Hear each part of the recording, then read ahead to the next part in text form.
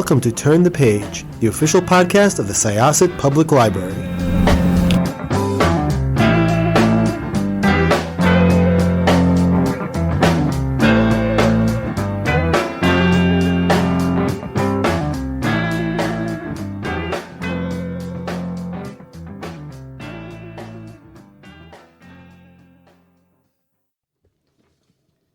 And welcome, everybody. This is Barney Leventino. I'm here today with my colleagues Jessica Chotan, Patrice Benaward, and we are bringing you another chapter of Turn the Page, the Syosset Library podcast. And today we are happy to be doing one of our series of Syosset Story podcasts, and we have been welcomed into the home of our guest, Mr. Sheldon Kalvar. Mr. Kalvar, thank you for having us today. It's my pleasure to have you here. yes, we're very pleased to have you. You've invited us to the house you've lived in Syosset for how long, or Woodbury for how long? Oh, well, it's 41 and a half years, so I don't know whether to say 41 or 42. 41 and a half. There we go. It's in November. It will be 42 years. Prior to living in Syosset, where did you live? Oh, well, pretty much around the world. You see, I lived in Brooklyn, born in Brooklyn, and with the first name of Sheldon, living in Brooklyn, of course, I learned the Joe Louis boxing technique at the early age of 8. And by reputation, Brooklyn boys are a little aggressive. I think that it's been removed from me over the years by a lot of foreign culture. We, after World War II, I got a graduate degree.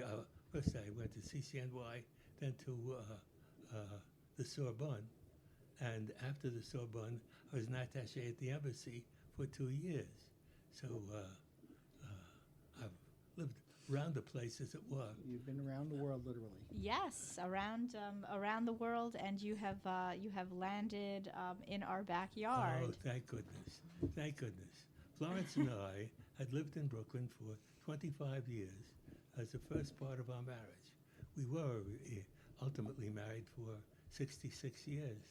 But after 25 years, I promised her I would get her a car in the 25th year, and I'd buy a house in the 26th. And I was able to. The first car was a terrible, am I allowed to say it was a terrible Mazda? But it was a second-hand and in terrible, terrible shape. The house, on the other hand, we had been looking for a long time. And we bought the house in 15 minutes. I'm afraid we took advantage of the people. It was sort of interesting in that the woman really wanted to sell the house. She had a very good-looking husband, and they had he was transferred from his job here to Chicago, and he would go to Chicago and he'd come back after 2 weeks. And having a terribly good-looking husband is sort of a responsibility. And she really wanted to move with him. And they changed the price of the house from what it was to what I bought it for. I don't want to mention the numbers because God knows nowadays. But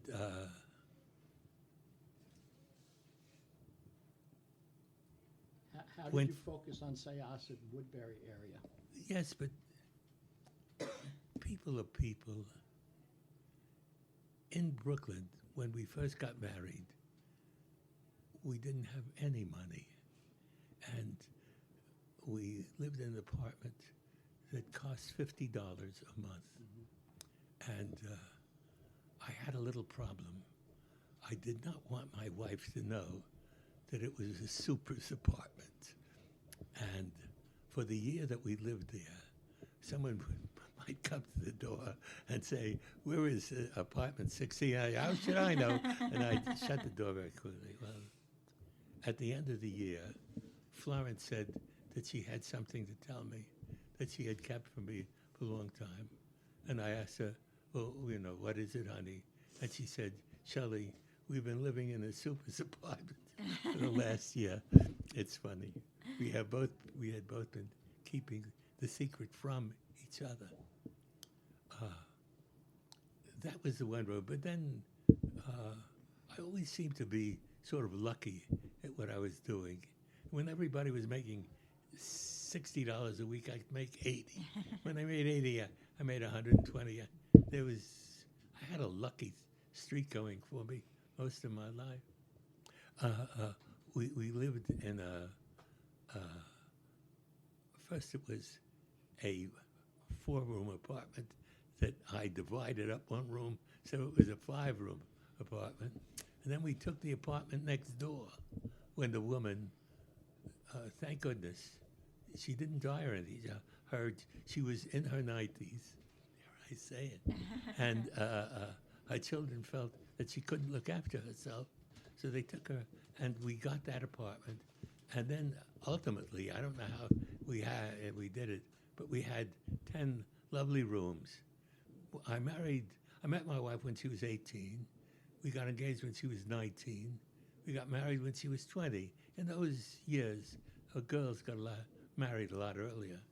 And by the time she was 26, she had 3 children.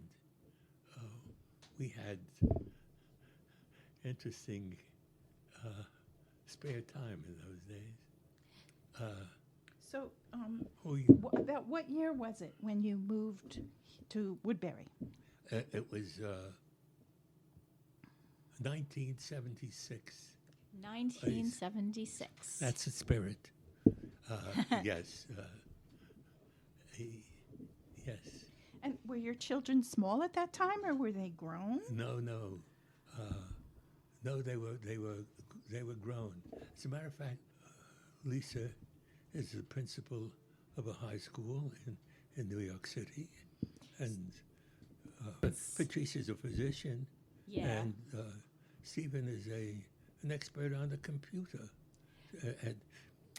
At this time in America, it is a very good thing to be an expert on the computer. Of course, you wouldn't be anywhere without computer experts these days. No, he really got a terribly important job. There was a big bombing in, the building went down, and they had to figure a way in which the police, the FBI, the fire department could all contact each other if there were a future problem of that nature. What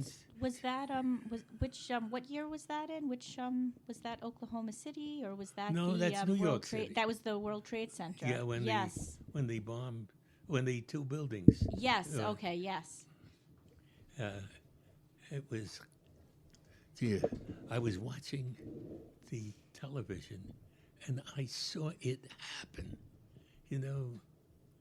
Boy, part of the excitement. Now, let's get to Woodbury. We had looked for a house for years, and nothing was satisfactory. And we saw this and said yes right away. My wife said that she was happy from the day she moved in. This is a lovely town. Now, Florence and I must admit, are crazy about Paris. And Paris, when they say Paris in the spring, it really is.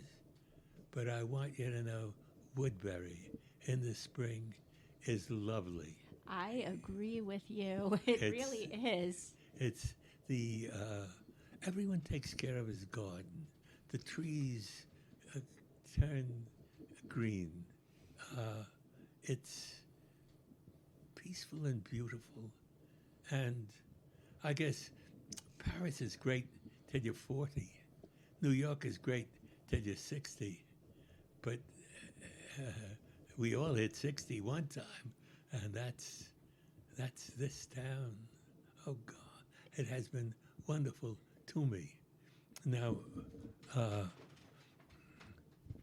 part of the greatness of the town is the library itself. Thank you. We all agree, right? No, I'm now I sort of get to them pretty quickly, and I do about 4 books in 3 weeks. But I used to do 4 books a month, but I did that for a great many years, for 40 years. And who was the head of the library? When you now it's Christine Belling. I met Christine Belling. Boy, she's lucky I'm not 50 years younger. I thought she is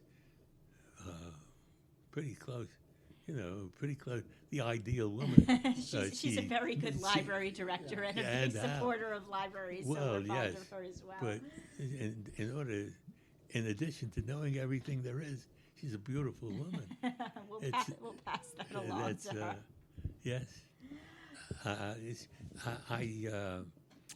I went down. Oh, I wrote her a letter saying that it's very easy when people disturb us and we're old to complain. But I want you to know that I wrote her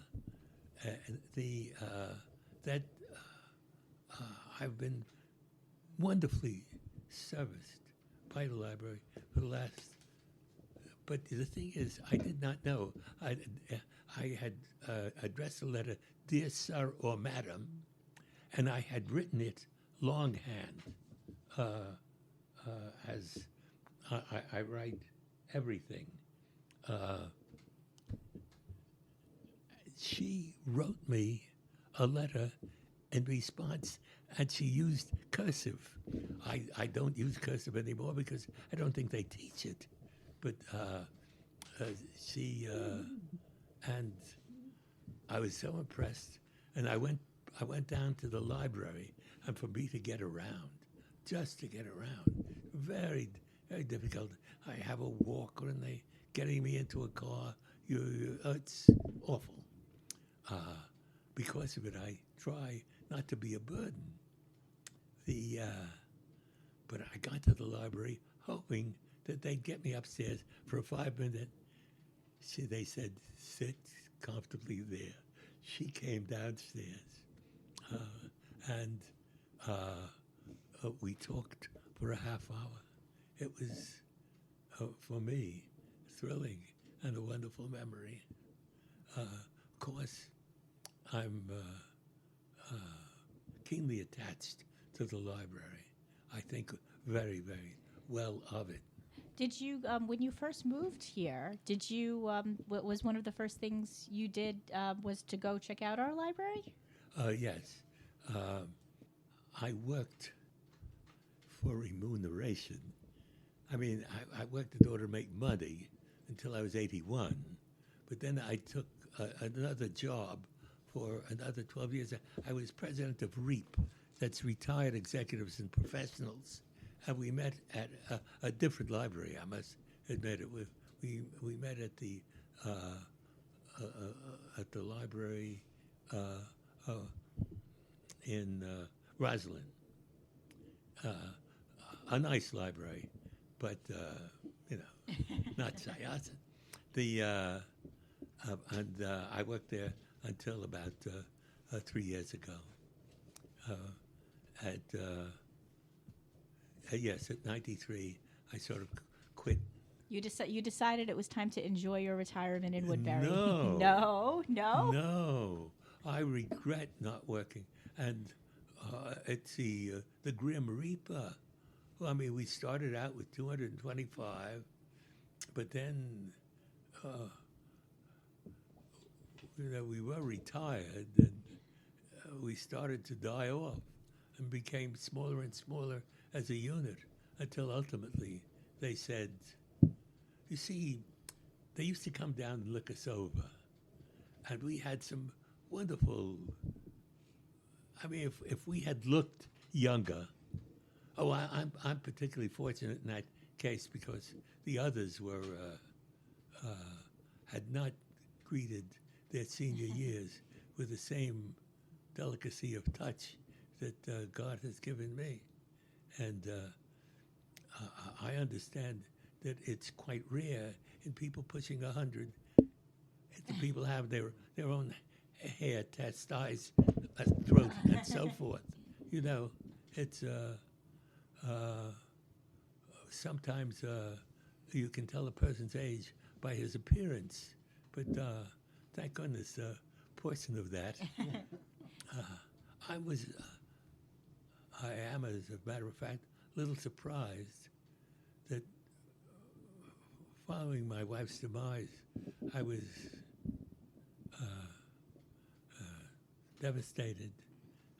It was, you see, we had invited hospice down, expecting 2 weeks, 3 weeks, possibly a month, you know. It lasted 7 months. Oh, wow. I was, it was hard. It was an excruciating time. It was very, very difficult, very difficult. But it was cancer, and it's what it took. So Florence was able to stay at home and be cared for at home? In our bedroom. When she bought the bed, it was in that one-room apartment, where, you know, that was the super's apartment. And I said, "You're buying a big bed with a tester? I mean, you should take a look at it upstairs." I said, "It's Florence." She said, "It's where we're going to live, where we're going to have children, and where I'm going to die." I mean, wow.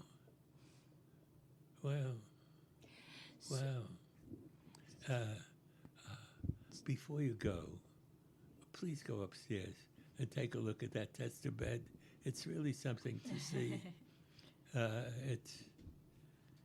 It's wonderful that she could have it for so long, that the both of you had it for so long, and her prediction was she correct. was absolutely correct. I know that's exactly what I was about to say. My wife had a whim of iron. I mean, she didn't need a will.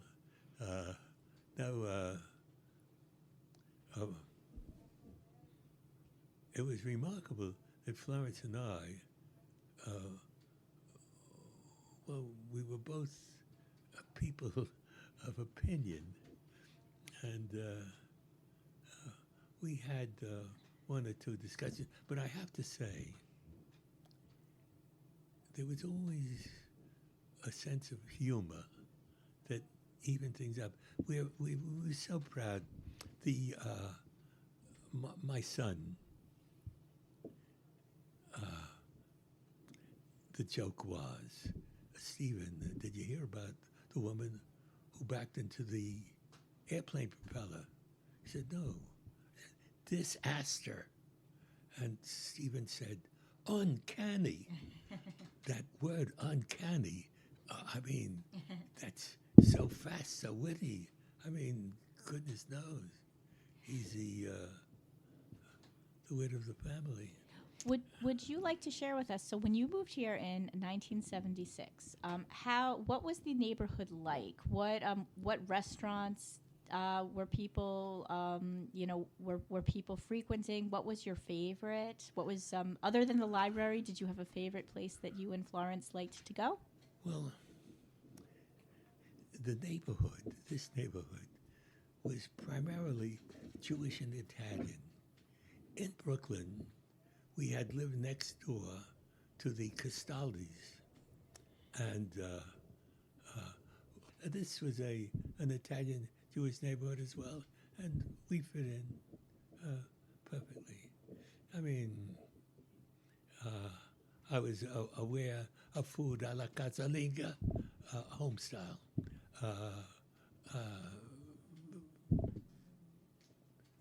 We were comfortable, very comfortable here.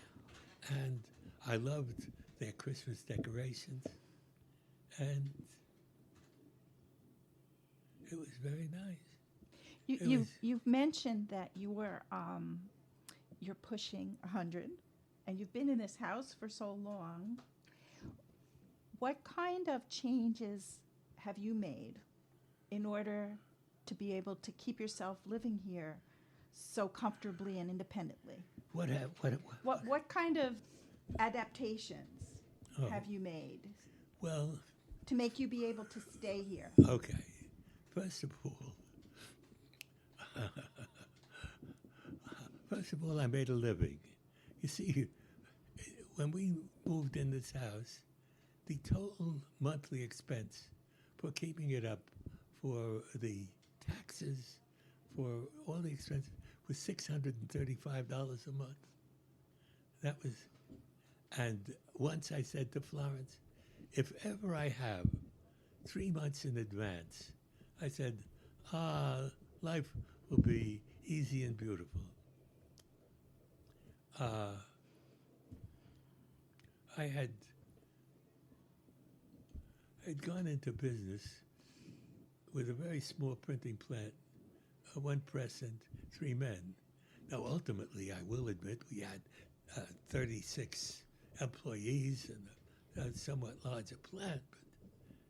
But when you started out, there's no assurance that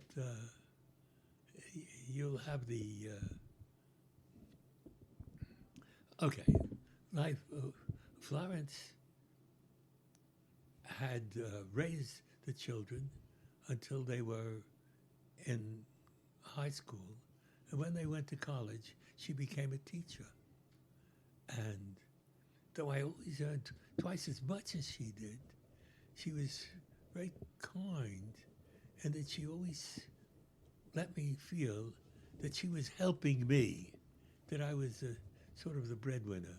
Particularly, nowadays, when life has changed and we have the Me Too generation, because Florence and I did everything wrong in that way. It's, 60 years, 70 years ago, a woman had only four opportunities. She could be a nurse, a teacher, married, or a secretary. But that was sort of it. When my father died,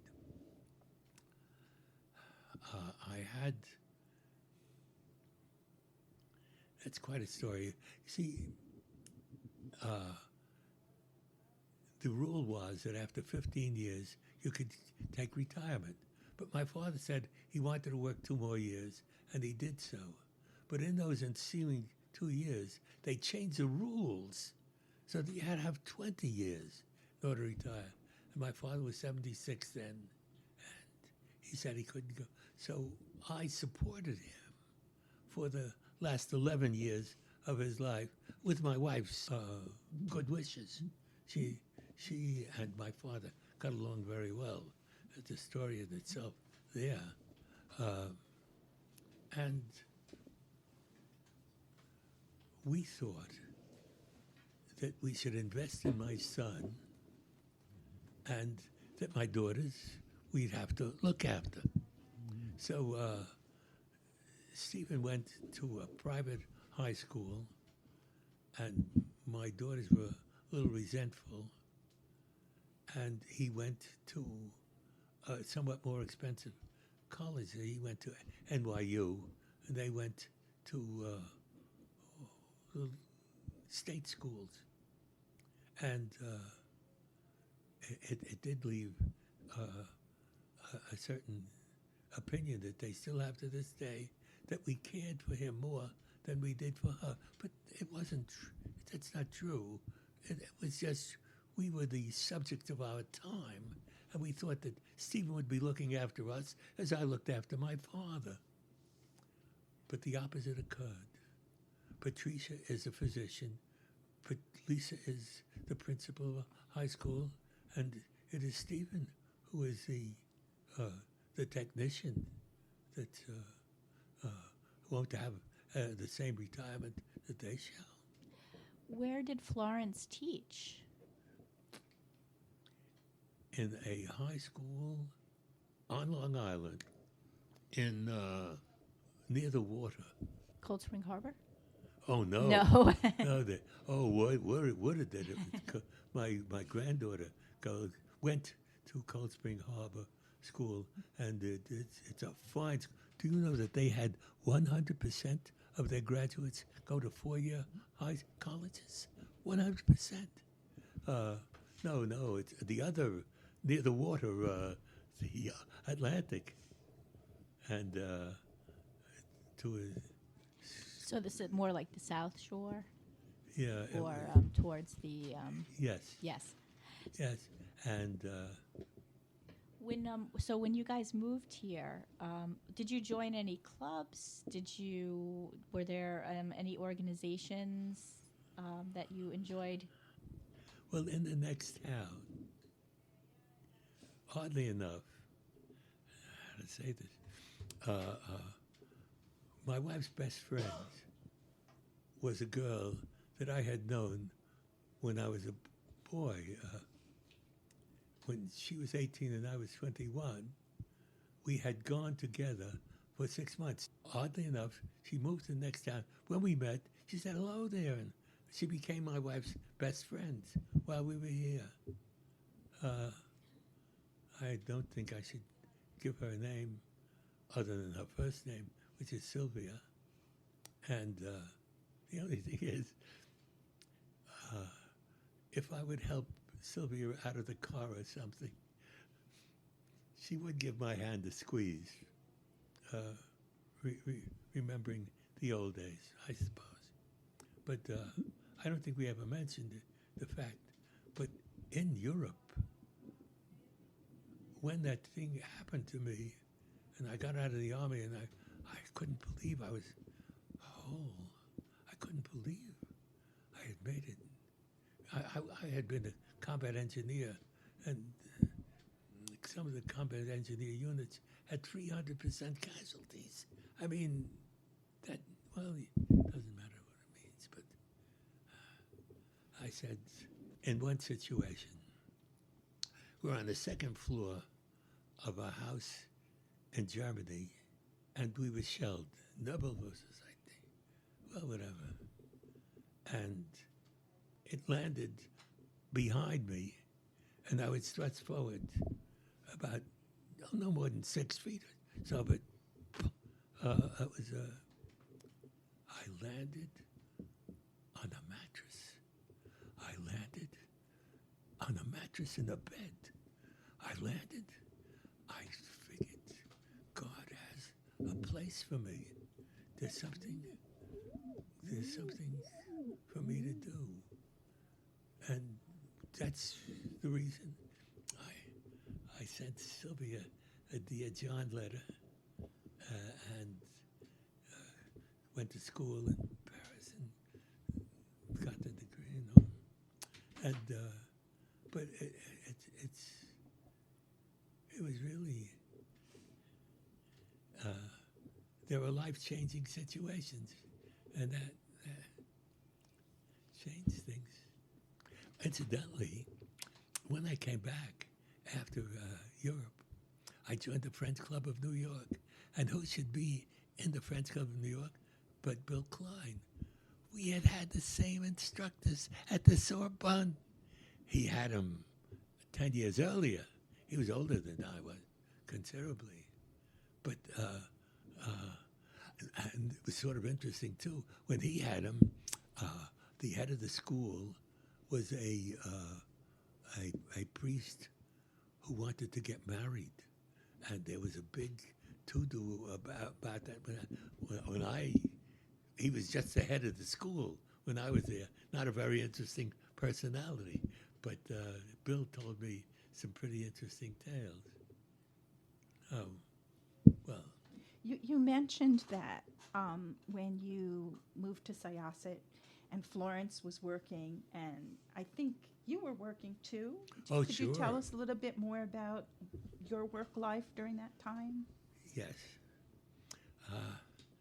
When I worked for for Bill Klein, and he said, "What are you doing now?" I said, "I don't know. I just got in from Paris." He said, "I said, what do you do?" He said, "I'm the publisher of a magazine, the Beverage Market Guide." I said, "Tell me about it." And he did. He covered 2 states, New York and New Jersey, the bars and the liquor stores, mostly the liquor stores, because at that time there was all sorts of legal laws about the price of liquor and so forth. But he said I should come and work for him. And I said, "No, you'd probably be too junior a job." He said, "A lot of opportunities."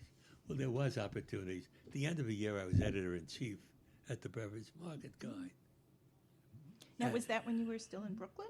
Or that was still in Brooklyn? That was in Brooklyn. That started everything. Uh-huh. That's how I got in the...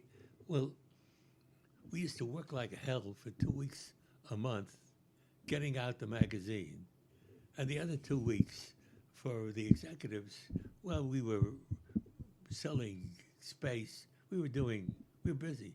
But for the mechanical guys, I used to go crazy having to get things to keep them busy. So I told Bill that we should buy a press. It was $1,530 for a multi-list. And he said, "Well, I said, "I'll show him how to work it. And we can handle a sheet that's 9 inches by 12 inches. And I said, "Well, I'll sell it to the guys that we who promote through the magazine's advertising, and I'll have the boys do it." I said, "As a matter of fact, we got free labor 2 weeks a month." I said, "That's kind of an edge." So he said, "Okay," and he invested the $1,530, and I showed the boys how to print, and I designed the first units myself, and then we made a little money with it. But then they needed it's a bigger thing, so I'd have to go to a bigger printing plant to get it done, and then we would do the mailing and the stamp. So where was your plant? On 22nd Street in Manhattan, off Broadway. There's a point there that's sort of an X, that Broadway goes one way and 7th the other. Flatiron Building. Yes. There was a lot of printing in that area during that time. What were those years? My father advised me. He said, go where the industry is. There were a lot of plants about my size. Even in the building I was in, 17 East 22nd Street. And it was, well, I didn't get there right away. See, Bill's wife thought that I was a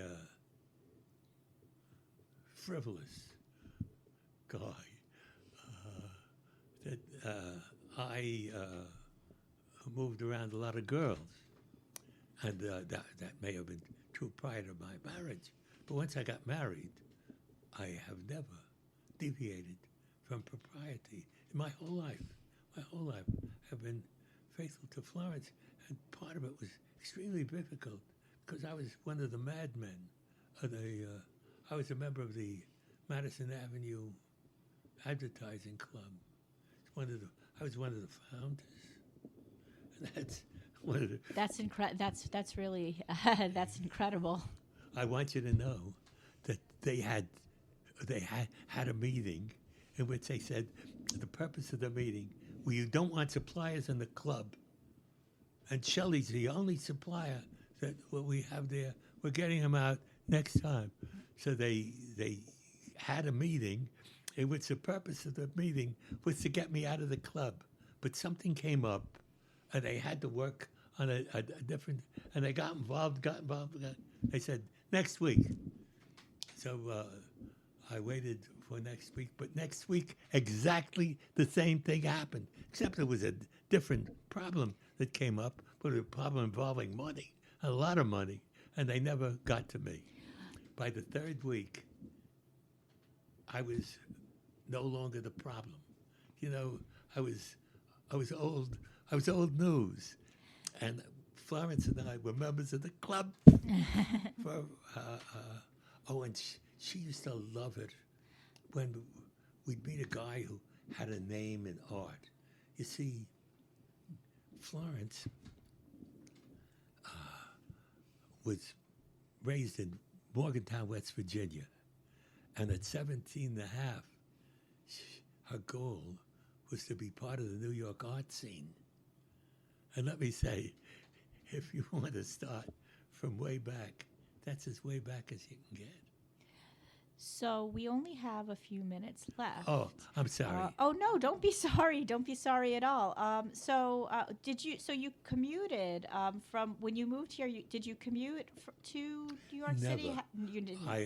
I only used a car.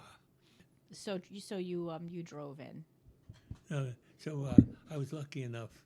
There was a parking place about 30 yards from my office. So I parked the car there. It became part of your one of the expenses that you had to take. You know, so much in life was haphazard. Bill being in the, Bill having gone to the Sorbonne, the parking place being there. Florence passed a place that sold art. If you can walk up steps, and if you take a look at that wall there, you'll see some great art. Some of it funny, as a matter of fact. Well, there was a fire, and the guy lost his place, and he came to see me, and I gave him a desk, and I gave him, and I said, all you lost are things, but you still got your talent, you still got your energy, you still got the intelligence to put it together, and I want you to sit there until you're back in business. And in 2 weeks, he was back in business. He never forgot me. I want you to know, when Florence would ever visit his place, she was always treated like a queen had come to visit them. Life's funny. Life's funny. I'm sorry I'm taking so much time, but I want you to know that when you see an old person, one of the things that they do is ramble on. Mostly it's because part of their lives have been so interesting. Consider, as I said before, the changes that I'm 7 years old. I had a brother who was 18 years older than I was, and a sister who was 16 years older than I was. And the story of how that came is really kind of an interesting tale. But I'm 7. Radio had been invented in 1920. And this must have been, this was 1929. Yes, because I was born in 1922. That's right. I was 7 years old. It's 1929. Now, radio Marconi had just put the thing together. And my brother got into a lot of trouble because when he made the battery, he had gotten some acid on the parquet floor in the sunroom. Oh boy, my mother wanted to kill him. And, but he put together this radio, and there was music. And my brother said, Shelley, that came from Philadelphia. From Philadelphia. Now, you can't imagine the thrill that I had hearing the music of the orchestra playing from Philadelphia, and it came out of that little box. Now, later on, when the first television came, and there was a 6x6, and the richest girl in the neighborhood had it. And she said she had 13 people in her house every night to watch this 6x6 television thing. And there's so much, you see, and that's why we talk a lot, because the happenings themselves sort of interesting. And now here we are bringing a whole recording studio to your house. Oh, impressive indeed. It's been wonderful to have you, and it's been a pleasure to have you. It's been our pleasure. It's been our pleasure. Thank you so much for speaking with us. Thank you, And we are going to close this chapter of Turn the Page.